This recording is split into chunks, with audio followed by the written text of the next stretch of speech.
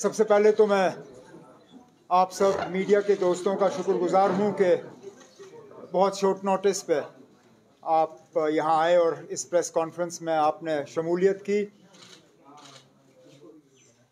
अनंतनाग लोगों की ये एक बदकिस्मती रही है, जब कभी ऐसा लगता है, और ये मैं पिछले चंद सालों के हवाले से बात कर रहा हूं, जब जब उनको लगता है कि नेशनल कॉन्फ्रेंस का पलटा भारी है या एस्टैब्लिशमेंट का कैंडिडेट जो है वो इलेक्शन हारने जा रहे हैं, तो किसी न किसी बहाने इलेक्शन को पोस्टपोन करने की कोशिश की जाती है।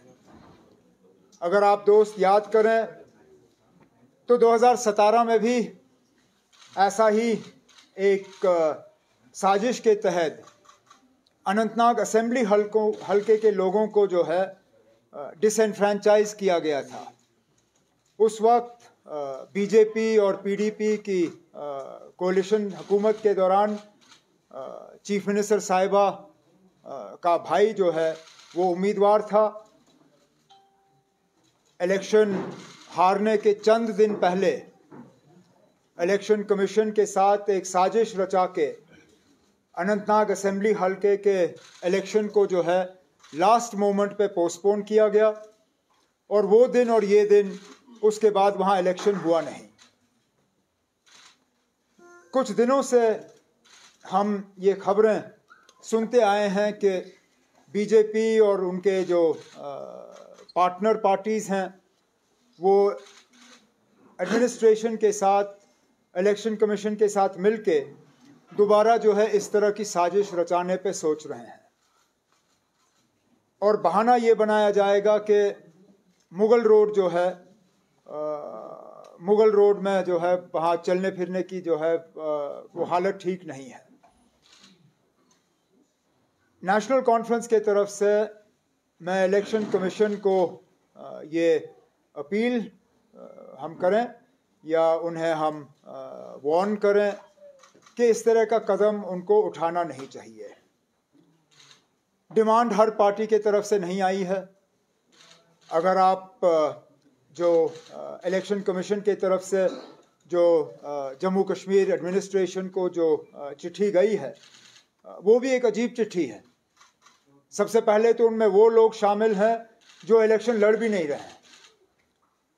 अब मुझे बताइए, पीपल्स कॉन्फ्रेंस का इसमें कोई उम्मीदवार है नहीं, बीजेपी का इसमें कोई उम्मीदवार है नहीं, उनको इस इलेक्शन से क्या लेना देना?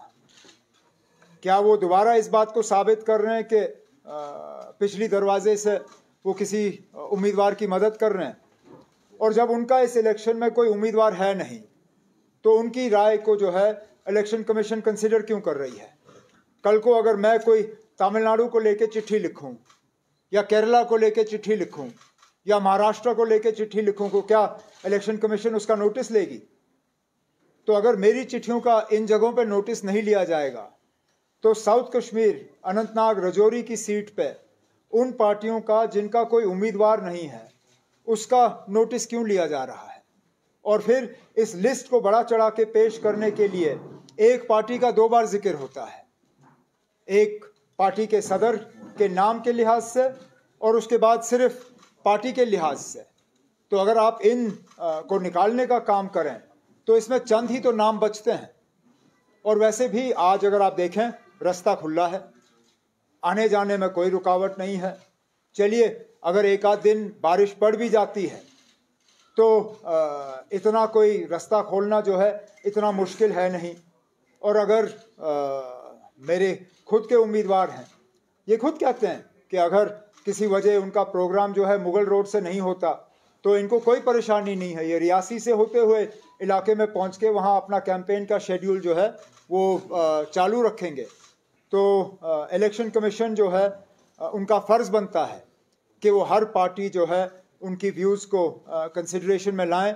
अगर हमारे व्यूज़ को नज़रअंदाज किया जाता है तो उसका सीधा सीधा मतलब हम ये निकालेंगे कि जो है एक सोची समझी साजिश के तहत वहाँ इलेक्शन के साथ जो है खिलवाड़ करने की कोशिश की जा रही है। और ये चीज़ जो है लोग इसको बहुत इसका जो मायने निकलेगा वो अच्छा नहीं होगा। अब आपके अगर कोई सवाल हैं तो मैं सवालों का जवाब, as soon as it's printed we will send it to the election commission and we will release it to all of you as well. I can't tell because I don't see how I mean in what way they feel that they will benefit themselves, but clearly let's accept that the BJP doesn't do anything that it doesn't see a benefit to itself from. The fact that all its subsidiary parties are included in this list, including those parties that have not fielded candidates in this election, tells you everything you need to know as to why this conspiracy against the voters of Anantnag Rajouri Parliament constituency has been hatched. But we will, as a party, take a very dim view of a decision that postpones this election. There is absolutely no need to postpone the election, even if, for some reason, the Mughal Road closes for a few hours. If they can keep roads to Kargil open, if they can keep roads to Gurez open, if they can keep roads to Tangdhar open, if they can keep roads to Keran open, if the road to Matsil can be kept open, then there is absolutely no reason why this road cannot be kept open, unless, of course, the administration wants to join in this conspiracy to tinker with the mandate of the people of Rajouri and Anantnag Parliament constituency. ये इस तरह का जो हम देखते हैं ये पहली बार नहीं हो रहा है। और आप देखें, जैसे कहा गया था ना, क्रोनोलॉजी समझ लीजिए, आप क्रोनोलॉजी समझिए। ये पहले इन चीज़ों को पब्लिक डोमेन में 1 हफ्ता 10 दिन पहले लाया गया था, जबकि रास्ता खुला था। कैंपेन का सिलसिला जो है उसमें कोई रुकावट थी नहीं। यहाँ तक कि जिसने सबसे पहले इसको पब्लिक डोमेन में लाने का काम किया था उसने रजौरी पुंछ जाने की कोशिश भी नहीं की थी। यहाँ घर बैठे बैठे सबसे पहले सोशल मीडिया के ज़रिए अपील की थी कि इलेक्शन जो है वो पोस्टपोन होना चाहिए। और आप देखिए ना, अब ये लोग किन से मिलके ये सारा कुछ कर रहे हैं। अपनी पार्टी जिनका कोई उम्मीदवार पीसी जिनका उम्मीदवार इस मैदान में है नहीं, उनके तरफ से इस तरह का अपील करना, उससे शायद आप ये समझ सकते हो कि इलेक्शन कमीशन पे बहुत ज़्यादा दबाव बनाने की कोशिश की जा रही है ना। फिलहाल तो सेक्युलर कॉन्स्टिट्यूशन को ही तो खतरा है, इसीलिए तो हम इंडिया ब्लॉक के तरफ से ये इलेक्शन लड़ रहे हैं।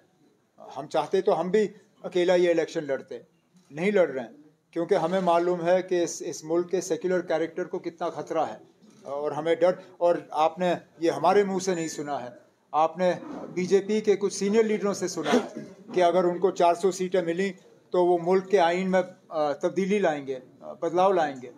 तो जाहिर सी बात है, जिस तरह होम मिनिस्टर साहब तकरीर कर रहे हैं उनका इशारा इसी तरफ है। बेस्ट अप्रोच तो है, उसमें कोई दो राय नहीं है।